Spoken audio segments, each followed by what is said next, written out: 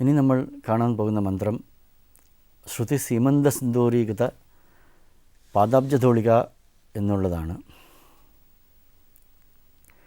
അതിമനോഹരമായ ഒരു കാഴ്ചയാണ് ഇവിടെ വശന്യാദി വാഗ്ദേവികൾ നമുക്ക് കാഴ്ചവെക്കുന്നത്. ഈ മന്ത്രത്തിൻ്റെ സാമാന്യ അർത്ഥം ഇങ്ങനെയാണ്. ശ്രുതി മാതാക്കളൊക്കെ ദേവിയുടെ സിംഹാസനത്തിൻ്റെ അടുത്ത് നിൽക്കുന്നു. അവരൊക്കെ വളരെ അടുത്തല്ല, കുറച്ച് ദൂരെയാണ്. എല്ലാവരും കൈ തൊഴുതു പിടിച്ച് നമസ്കരിച്ച് അഞ്ജലിബദ്ധരായിട്ട് ഭക്തി വിനമ്രരായിട്ട് നിൽക്കുകയാണ്. അവരിപ്പം നമസ്കരിച്ച് കഴിഞ്ഞിട്ടതേ ഉള്ളൂ. അങ്ങനെയാണ് അവരെ കണ്ടാൽ തോന്നുക. എന്താ കാരണം എന്ന് വെച്ചാൽ അവരുടെ നെറ്റിയിലുള്ള സീമന്ത രേഖയിൽ ദേവിയുടെ പാദാബ്ജധൂളിക, പാദത്തിലുള്ള ലാക്ഷാരസം അല്ലെങ്കിൽ ചുവപ്പ് നിറം അവരുടെ സീമന്തങ്ങളിൽ കാണപ്പെടുന്നു. അതുകൊണ്ട് നമുക്ക് മനസ്സിലാക്കാം അവരിപ്പം നമസ്കരിച്ചതേ ഉള്ളൂ എന്ന്. അവർ കുറച്ച് ദൂരെ ഭക്തിയോടുകൂടിയാണ് നിൽക്കുന്നത്. ഞങ്ങൾ അമ്മയെ ശരിക്കും മനസ്സിലാക്കിയിട്ടില്ല എന്നുള്ള ഒരു ഭാവം അവരുടെ നിൽപ്പ് കൊണ്ട് തന്നെ മനസ്സിലാവും. ഈ മന്ത്രത്തിൻ്റെ സാമാന്യ അർത്ഥം ഇങ്ങനെയാണ്. ശ്രുതി എന്ന് വെച്ചാൽ വേദം, സീമന്ത സിന്ദൂരീകൃത, സീമന്തങ്ങളിൽ സിന്ദൂരം പുരട്ടിട്ടുള്ളത് കൊണ്ട് പാദാബ്ജധൂളികയാണ് ഈ സീമന്തങ്ങളിൽ സിന്ദൂരമായിട്ട് വിളങ്ങുന്നത്. അതുകൊണ്ട് ദേവിയുടെ പാദധൂളിയുടെ മഹത്വം, ദേവിയുടെ പാദധൂളിയാണ് ഈ ശ്രുതിമാതാക്കളുടെ സീമന്തത്തിൽ സിന്ദൂരമായിട്ട് വിളങ്ങുന്നത് എന്ന് ഇതിൻ്റെ വളരെ സാമാന്യമായിട്ടുള്ള അർത്ഥമാണ്. വേദത്തിൽ 3 ഭാഗങ്ങളുണ്ട്. ഒന്ന് കർമ്മകാന്ഡം, മറ്റൊന്ന് ഉപാസനാകാന്ഡം, പിന്നെയാണ് ജ്ഞാനകാന്ഡം. അതിൽ ഏറ്റവും ശ്രേഷ്ഠതരമായിട്ട് കണക്കാക്കുന്നത് ഉപനിഷത്തിനെയാണ്. ഉപനിഷത്താണ് ജീവബ്രഹ്മ ഐക്യത്തെ നമുക്ക് ബോധിപ്പിക്കുന്നത്. ജീവാത്മാവും പരമാത്മാവും രണ്ടല്ല എന്നാണ് ഇതിൻ്റെ സാമാന്യമായിട്ടുള്ള താല്പര്യം. ഈ ജീവബ്രഹ്മ ഐക്യത്തെ ഉപനിഷത്തുകളാണ് ബോധിപ്പിക്കുന്നത്. അതുകൊണ്ട് ഉപനിഷത്തിനെയാണ് വേദശിരസ്, വേദത്തിൻ്റെ തല, വേദത്തിൻ്റെ ഏറ്റവും പ്രധാനം എന്നൊക്കെയുള്ള രീതിയിൽ ഉപനിഷത്തുകളെയാണ് നമ്മൾ പറയുന്നത്. ഇവിടെ ഈ ഉപനിഷത്ത് മാതാക്കളൊക്കെ ദേവിയെ നമസ്കരിച്ചു. ആ പാദാബ്ജധൂളി ആ നെറ്റിയിൽ നിൽക്കുന്ന രീതിയിൽ ആണ് അവർ നമസ്കരിച്ചത്. ദേവിയുടെ ഒറ്റ അനുഗ്രഹം കൊണ്ട് മാത്രമാണ് അവർക്ക് ദേവിയുടെ സ്വരൂപത്തിൻ്റെ ശകലമെങ്കിലും മനസ്സിലായത്. ഈ ഉപനിഷത്തുകളൊക്കെ നേതി നേതി എന്നുള്ള രീതിയിലാണ് ഞാൻ മണ്ണല്ല, ഞാൻ വായുവല്ല, ഞാൻ അഗ്നിയല്ല, ഞാൻ ആകാശമല്ല,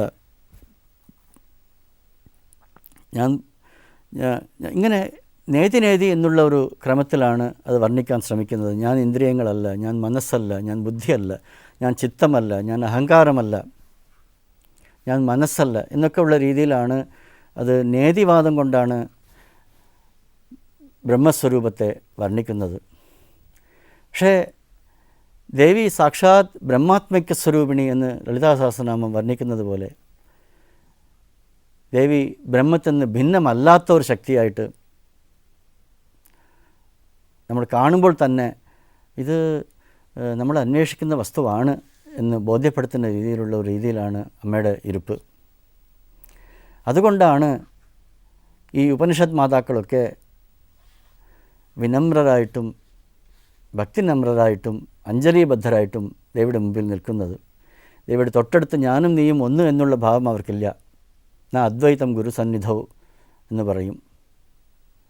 നമുക്ക് ഈ ബ്രഹ്മതത്വം മനസ്സിലാക്കി തന്ന ആളും ഞാനും ഒന്നാണെന്ന് ഒരിക്കലും ചിന്തിക്കാൻ പാടില്ല. അതുകൊണ്ട് അദ്വൈത ഭാവം ആചാര്യ സന്നിധിയിൽ അർഹമല്ല. അതുകൊണ്ട് അവർ കുറച്ച് ദൂരെയാണ് നിൽക്കുന്നത്. ഞങ്ങൾക്കും മുഴുവനായിട്ടൊന്നും മനസ്സിലായിട്ടൊന്നുമില്ല.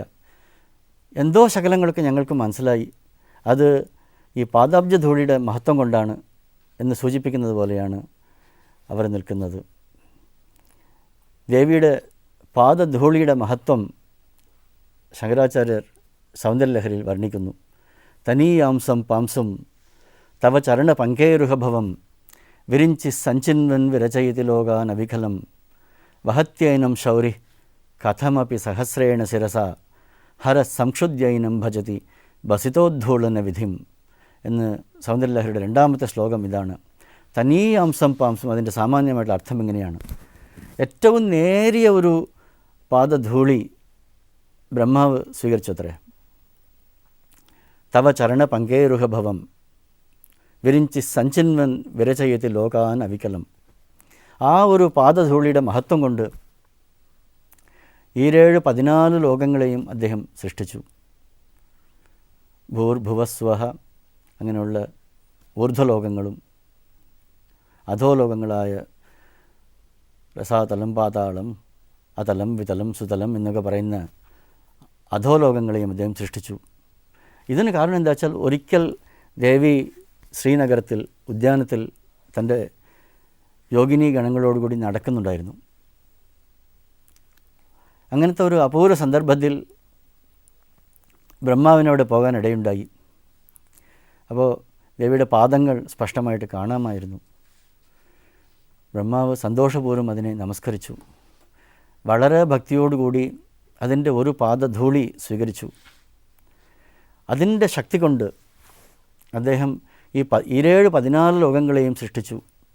അതുകൊണ്ട് അദ്ദേഹത്തിന് വലിയൊരു പേരുണ്ടായി. സൃഷ്ടികർത്താവാണ്, സ്രഷ്ടാവ് എന്നുള്ളൊരു പേരുണ്ടായി. വഹത്യേനും ശൗരി കഥമപി സഹസ്രേണ ശിരസ. വിഷ്ണു ബ്രഹ്മാവിൻ്റെ ഈ പ്രശസ്തിയും സ്ഥിതിയും കണ്ട് നമുക്കും ഈ ദേവിയുടെ ലീലയിൽ ഒരു ഭാഗഭാക്കാകണമെന്ന് വിചാരിച്ചു. അദ്ദേഹവും ദേവിയുടെ പാദധൂളി സ്വീകരിച്ചു. വേറൊരു അവതാരം ശൗരിയായിട്ട് 1000 ഫണങ്ങളുള്ള ആദിശേഷനായിട്ട് അവതരിച്ചു. ആ സഹസ്ര ശിരസ് കൊണ്ട് ഈ ഭൂമിയുടെ ഭാരം വഹിച്ചു.